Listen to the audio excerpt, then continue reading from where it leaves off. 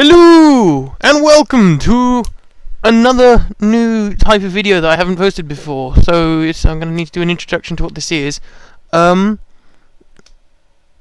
you may or may not know, the next upcoming Pokémon TCG set is the Breakthrough set, which is the 8th X and Y set, as far as I can tell, if my memory serves me correctly, rather.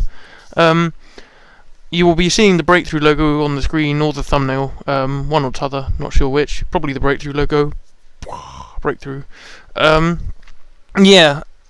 Breakthrough set comes out on November 4th with the English cards, but it will be out in 11 days in Japan, which I believe, if I look over at my calendar and pretend that I'm not looking over at my calendar, is a Saturday.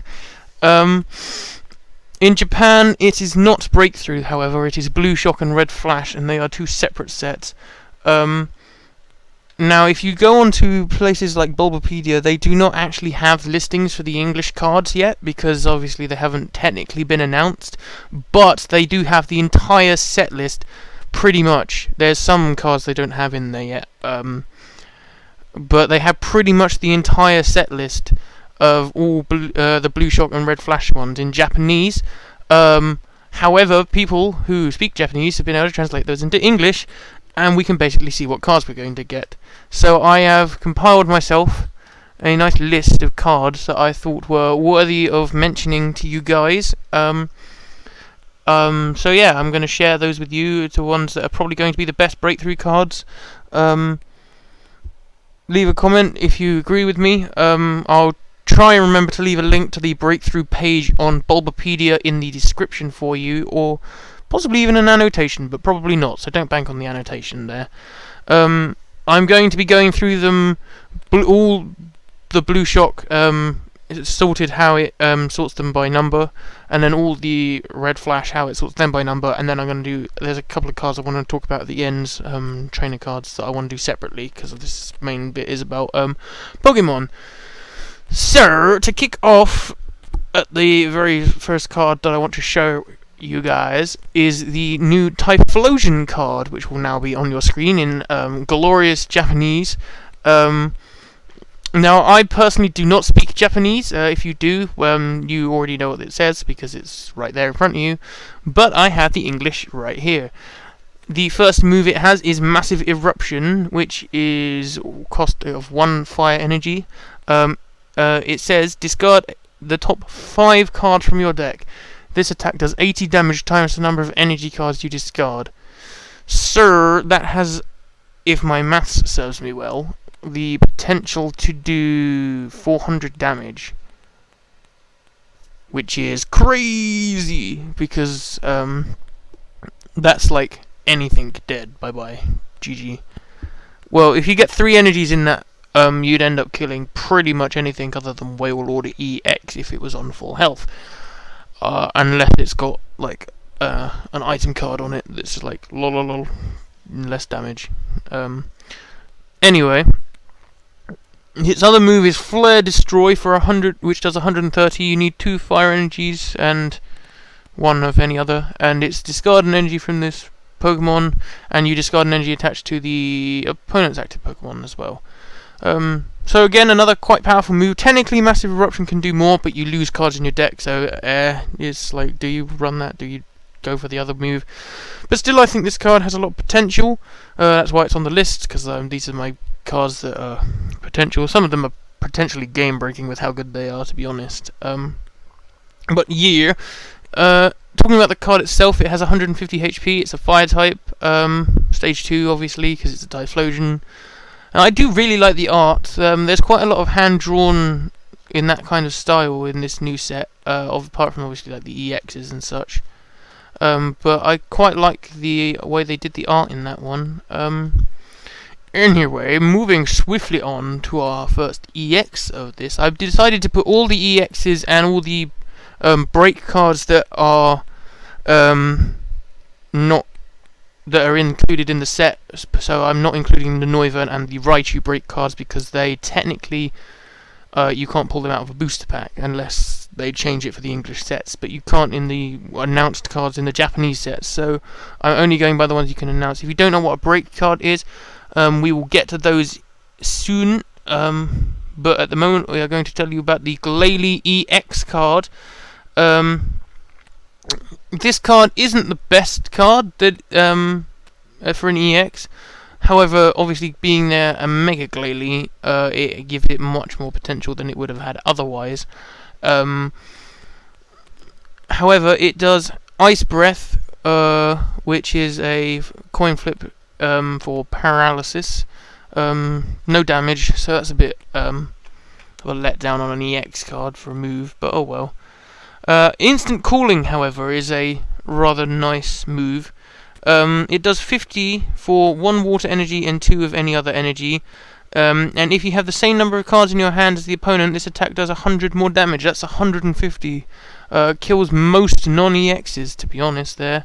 I think there's like a couple of cards like a Mamoswine and Rhyperia who have 160 from a couple of this set and the older sets, who would be able to live that on 10, but that is still a very powerful move, but obviously it's very situational if you are going to get that off. However, the reason that Glalie is on here is other than being an EX, is because it can become Mega Glalie EX, who I do have on this list also. Here, he should appear on your screen. There he is, with his move Cryo Mouth, which does 100, and if this Pokemon has 10 or more damage counters on it, which it has much potential to have considering it has 220 HP, this attack does 150 more. That's 250 damage, which could potentially... That's basically kills most things, if not everything, that doesn't have a Pokemon tool that stops it. So yeah, very much potential. Puts a lot of risk on people playing against a deck with this in it, because they cannot bring it down low without risking those massively high powered attacks coming their way. Yeah, it's just a big power card. Lots and lots of damage potential. Anyway, moving on to Gengar, which is Blueshock 24. He should appear on your screen. He's another one with that same sort of hands-drawn style as the Typhlosion. It does look really cool, the art for this Gengar card. 130 HP, standard stuff for Gengar, with the standard Ghost-type weakness and resistances. However, you can see here that none of its moves actually do any damage, even though it's a stage 2, which, for Ghost-types, that isn't that uncommon, to be honest, because most Ghost-types, have moves that more do statusy things, but the reason this Gengar is on here is mainly for its second move. But I'll tell you the first move anyway, just for GP. Unlucky Fog, it's called. For 1 psychic energy, your opponent's active Pokemon is now poisoned. Place 1 damage counter on each of your opponent's benched Pokemon. So yeah, poison is always nice, especially if you have things like Verbank out to do the additional 3. Additional 2 rather, not additional 3. It does 3 if you have Verbank, so it's an additional 2. That's what I was getting at. And also the 1 damage counter on the bench Pokemon doesn't sound like a lot, but if you do this attack a fair amount, then you'll end up racking up. So, yeah. Also, the move that is very, very powerful for Gengar here is now Creep Shadow, or Creep Show rather, not Creep Shadow at all. I lied. For a Psychic Energy and a Colorless Energy, or well, so anything. And it can do, if this opponent's active Pokemon has 3 or more damage counters on it, which with poison from the first move is quite possible that it will have that amount of damage on it, because let's see, the end of the Gengar's turn, the end of your opponent's turn, the end of Gengar's turn again. That's 3 turns. Going by the fact that if it didn't have any damage on it anyway, you can knock it. That Pokemon is knocked out if it has 3 or more damage counters and you use this move.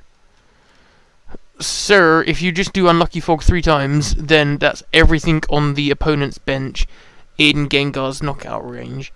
So yeah, very, very powerful card and lots of potential. I can see this being used an awful lot. Might try and get my hands on it myself. Might not. We'll see.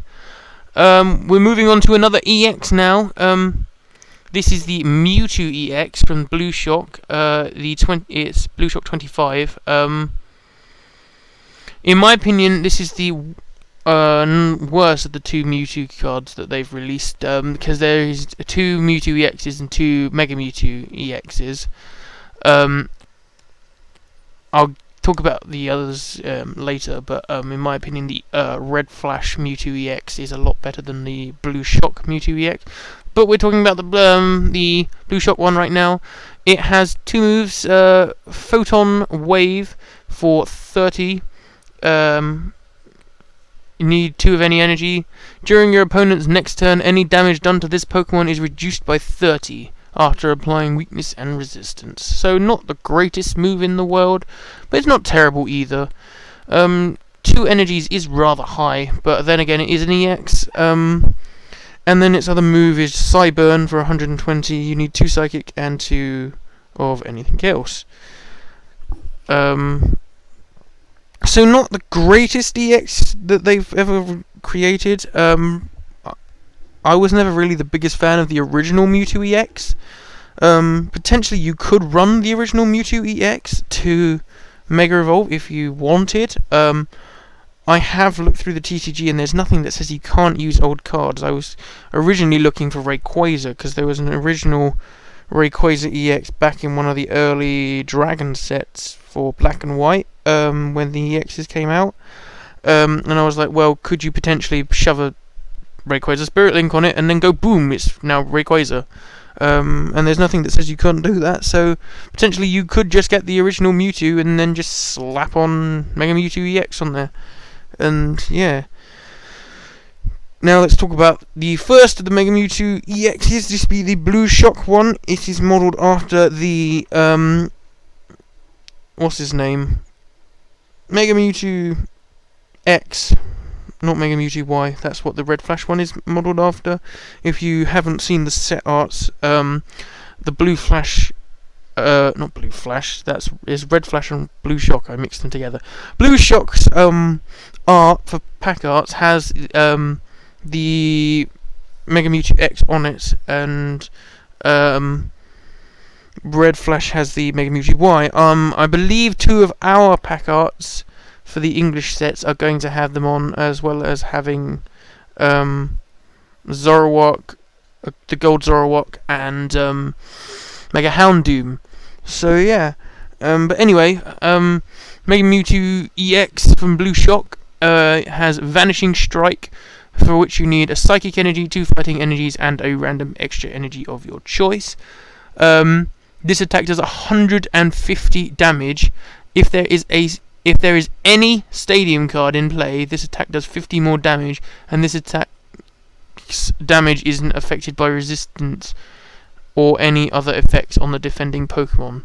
So all tools are ignored.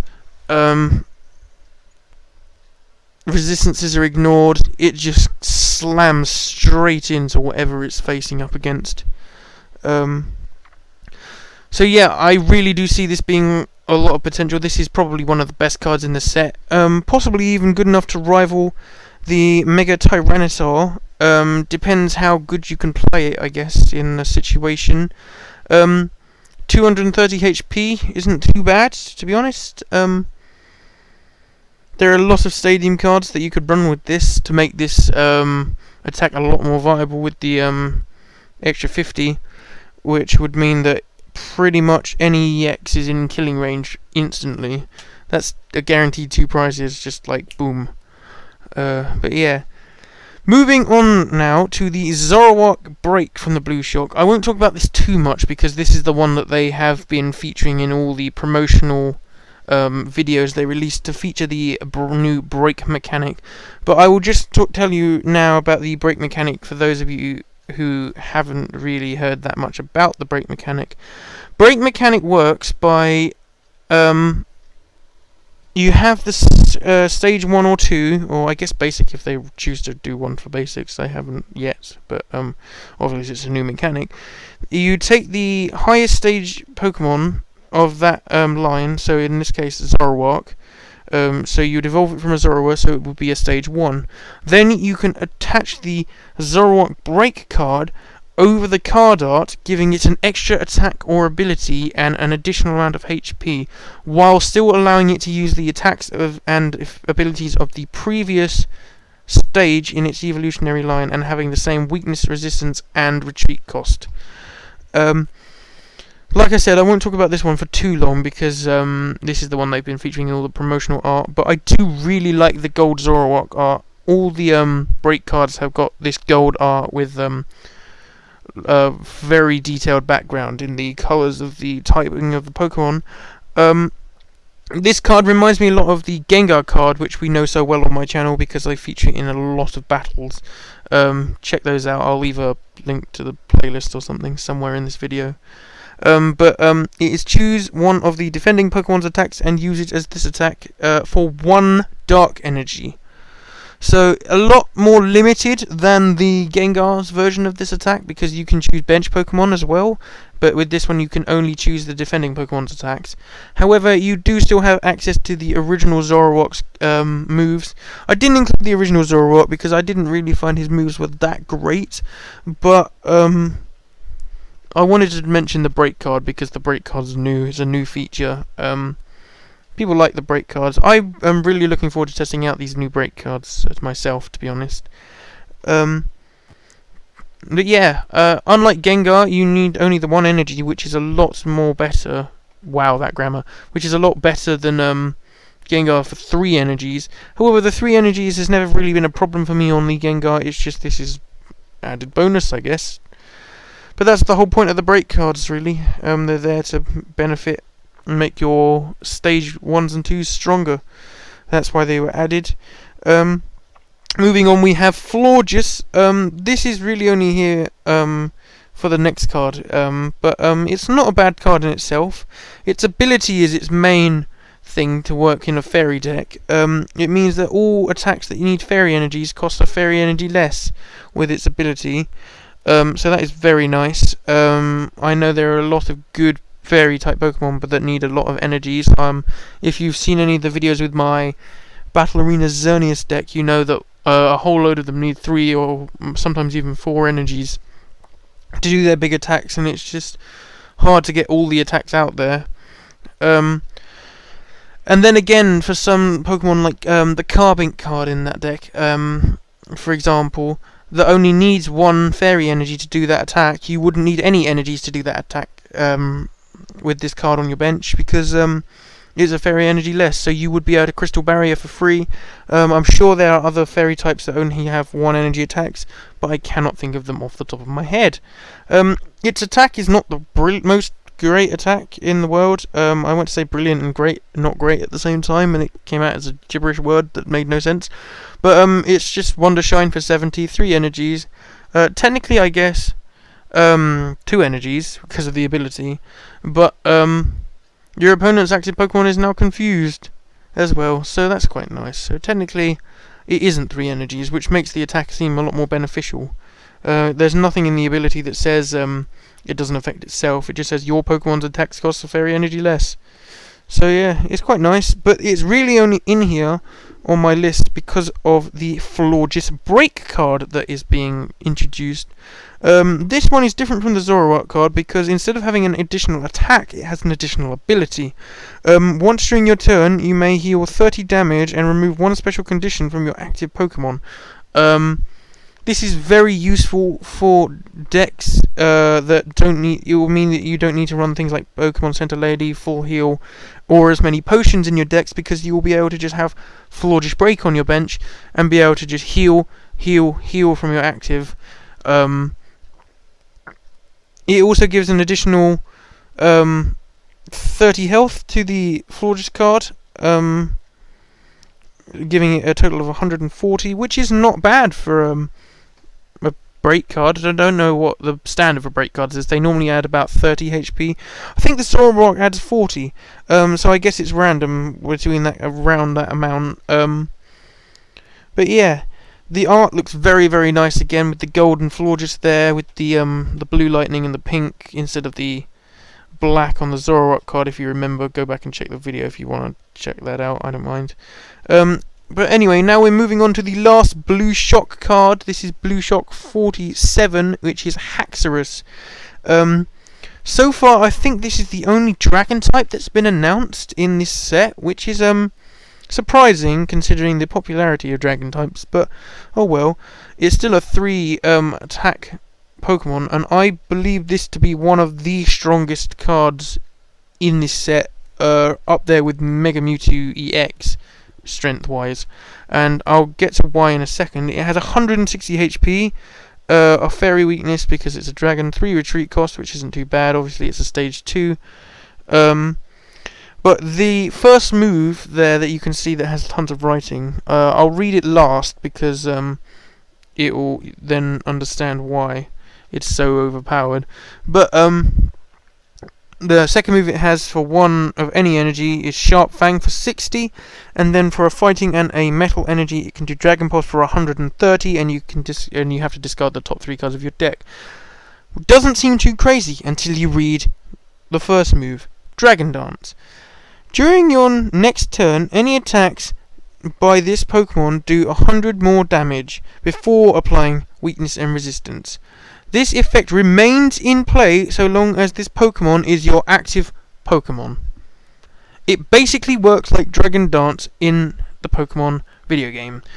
It gives you an attack boost, and in this case a crazy attack boost. That means if you just leave this Pokemon as your active Pokemon, you can do 230 every turn. With 230, being able to do 230 every turn, you really doesn't matter if you're discarding 3 cards from the top of your deck, because that pretty much kills most things. I mean, that's a one-hit KO on the new Mega Mewtwo EX.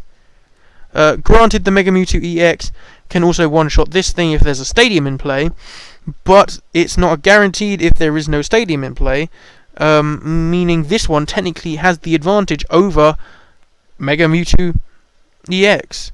The Blueshock Mega Mewtwo EX. Overall, very, very powerful card. I am very excited to see the competitive use of this card, because it is very powerful. But yeah, moving on to Red Flash now, we have Chestnut.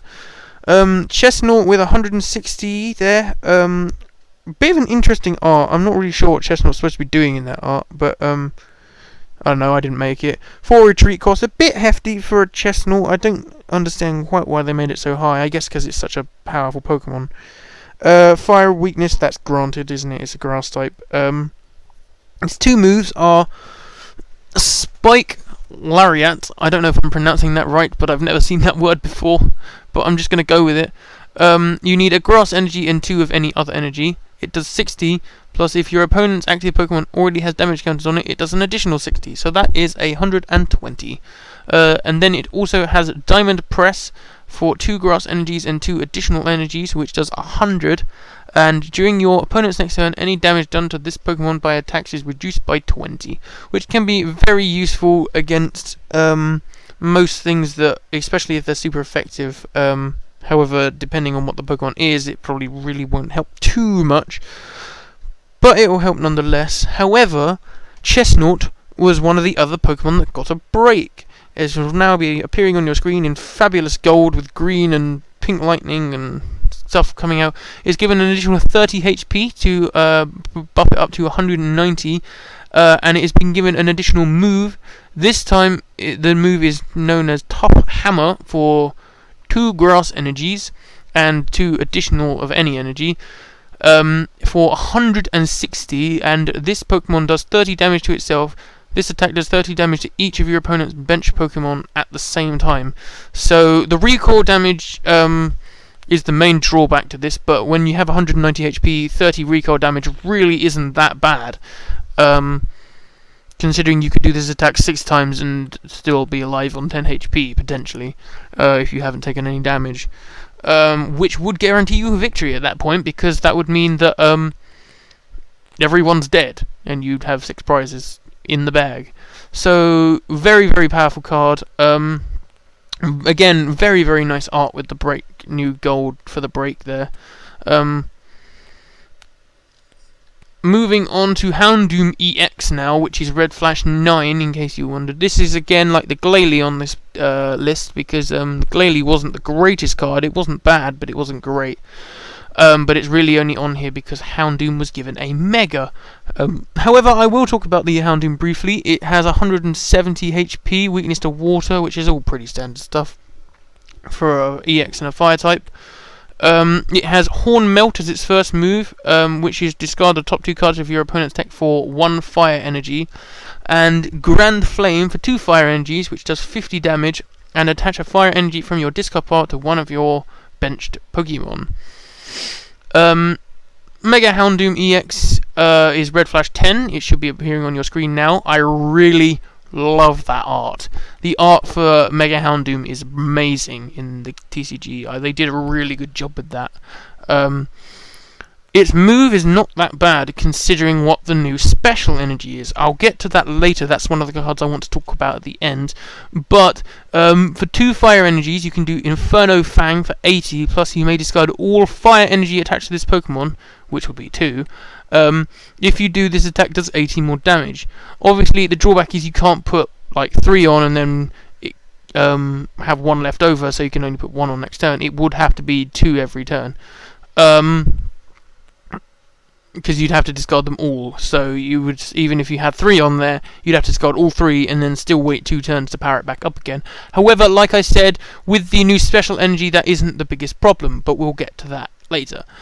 Magnezone, Red Flash 25 is the next card I would like to share with you. Mainly for its ability, but I'll talk about its move first, and the card itself. Being an electric type, it's weak to fighting, resists metal, 140 HP, so quite powerful, strong for an electric type. Normally electric types aren't the strongest of cards in the game, but I'm not complaining. It has Thunder Blast for 2 electric and 1 energy of your choice, and you can discard to do it you have to discard an energy to the Pokemon, and it does 100. I don't know if I said that already, but I'm telling you again anyway.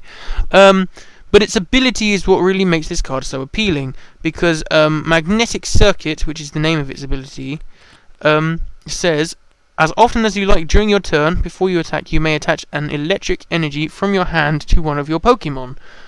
So, it kind of works like the Deluge Blastoise card, in the way that you can just attach energy as much as you like, and then it's just like, haha, all my electric ones are now powered up, if you're running an electric deck. So this is a very powerful tool to people who want to run an electric deck, and I think this will get a lot of play in electric decks, because of the new power it gives to them with the infinite energies, basically.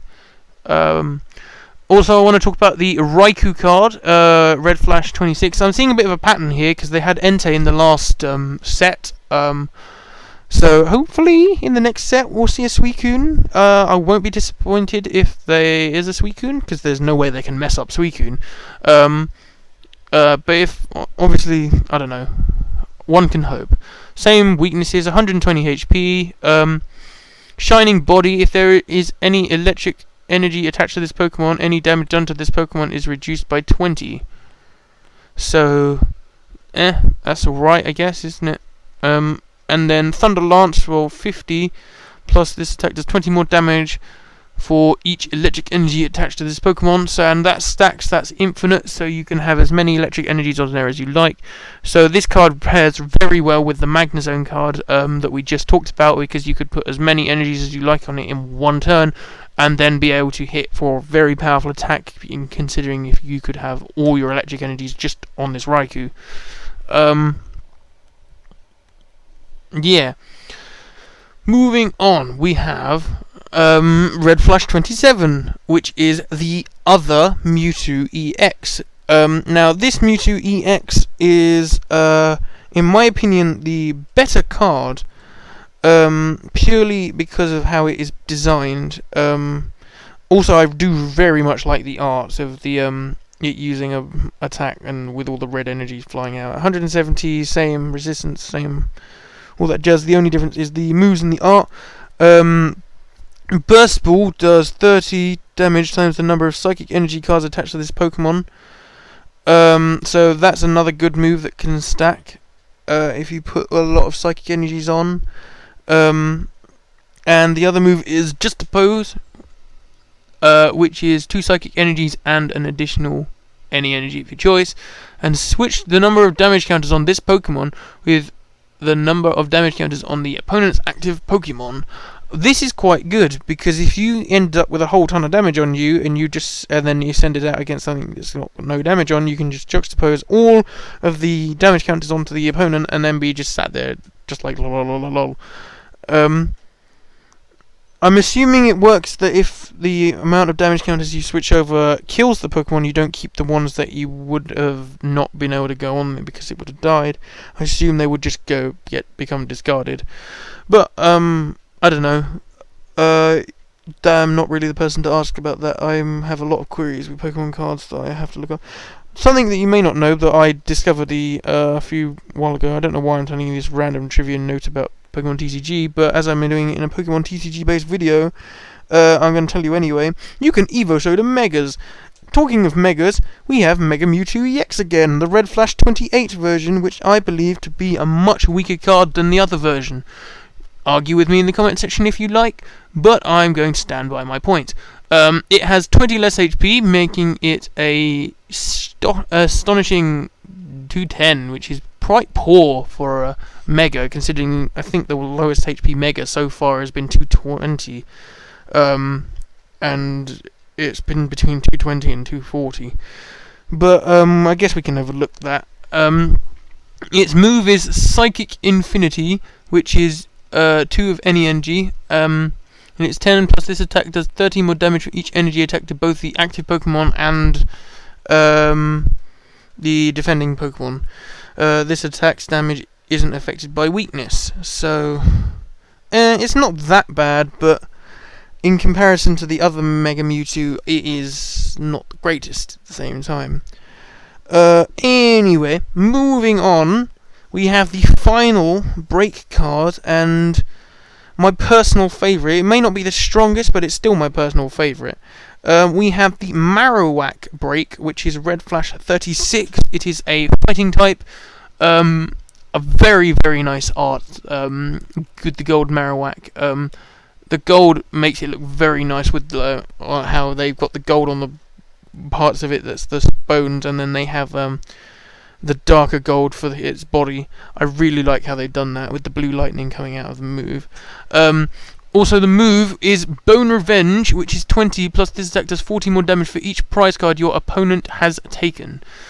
So, if this is like a late game card that you can bring in to just do loads of damage against your opponent, because if you got them down and it's like a revenge card basically. Because if you've lost 5 prize cards, 540s. That's not maths I want to do off the top of my head. That's 200, I think. So that's 220 from this Marowak for 2 energies. That is crazy. And there has been quite many times when I've been down to 1 prize card and had to pull back. With this card, that would make it so much easier. If you've seen any of my Groudon v Kyogre battles in which I used my modified Earth's Pulse against my brother's modified Ocean's Core, which is now fusion with Burning Winds, which I grandly named Burning Ocean. Check those battles out. I think in both, actually, I got down to 1 prize and then was able to pull back. Spoilers! Anyway, moving on, continuing the trend of fighting types, we have Red Flash 39, which is Mamoswine, 160 HP, weak to grass, with the ability Thick Fat. Any damage done to this Pokemon by attacks from your opponent's fire or water is reduced by 30, so it has, technically it has no resistance, but because of its Thick Fat ability it means that it does. And its move is not is quite good as well, which is Primeval Rumble for 1 fighting energy and 3 additional energies, which does 80, and if you have a stadium card in play, this attack does 40 more damage. If your opponent has a stadium card in play, he will 40 damage from this Pokemon, which is quite an interesting effect. Yet it is quite powerful, and I think this card has a lot of potential. And this is the last Pokemon that I want to share with you now, is the Red Flash 40 Gallade, which has not the greatest move in the world, being Sensing Blade for 60, plus an additional 70 if you played a supporter from your hand that turn. Which, I mean, it has the potential to be good, but it's again a situational card. However, its ability is quite nice. Once during your turn before you attack, you may look at the top 5 cards of your deck and put them back in any order you like. So it's like a permanent Pokédex from the original Pokédex card. But like I said, that is the last Pokemon I wish to share with you guys. However, there is a few other cards I would like to mention and go into detail about with a few of them. The mentions I'll go with first. They are bringing back Spirit Links again for this set, so Glalie, Houndoom and Mewtwo will all be getting Spirit Links. Everyone knows how useful Spirit Links are. Heavy Ball is making a return, which is a Pokemon with 3 or more retreat costs. Works in the same way as Level Ball, other than that. But it's, instead of being 90 HP or less, it's 3 or more retreat costs. Assault Vest is a new one. I didn't want to mention it too much, but it's just like there. It's like Hard Charm, except it only works if your opponent has a special energy. Talking of special energies, I want to tell you about the new one from Red Flash. In Blueshock they have the new special energy, which is just a reprint of Rainbow Energy, so I didn't really think that was worthy of a mention.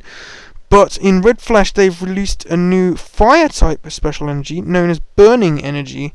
Has the same properties as all the other ones. You can only be attached to a Fire-type. If this card is attached to anything else, discard it, blah blah blah blah blah. But if this card is discarded by an effect of an attack from the Fire Pokemon this card is attached to, reattach that Pokemon. This works very well, like I was saying earlier, that the special energy would work well with the Mega Houndoom, because you could just keep the 2 burning energies on the Mega Houndoom at all times, and then be able to do 160 every single turn. The other card I want to tell you about is Blueshock 58 Parallel City Stadium card, which is very unique in the fact that it is the first Stadium card to actually have different effects for each Pokemon. Each player.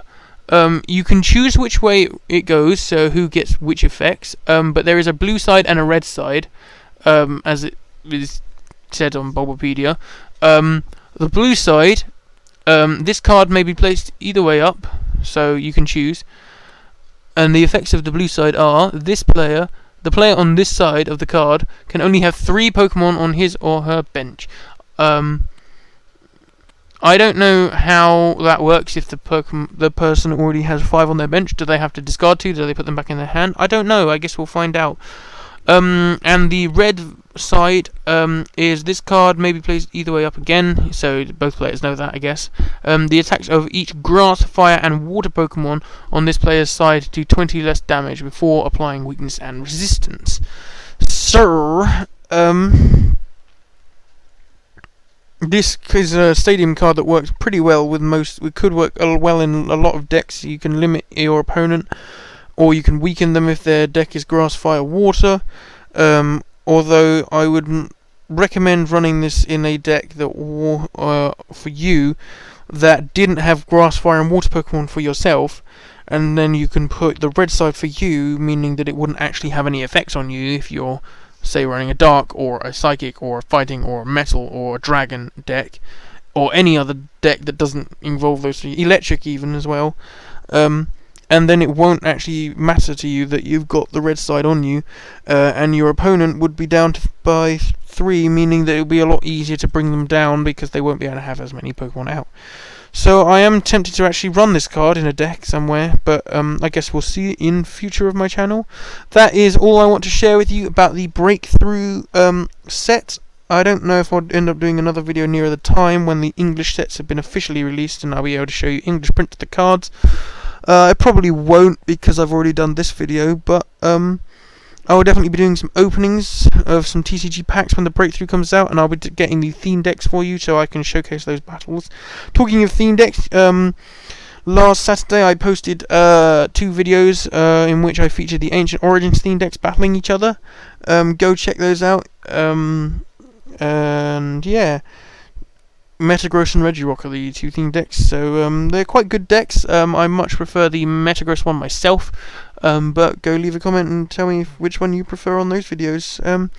That's about all I have to really tell you, so I'm gonna get out and see you in another video. Bye!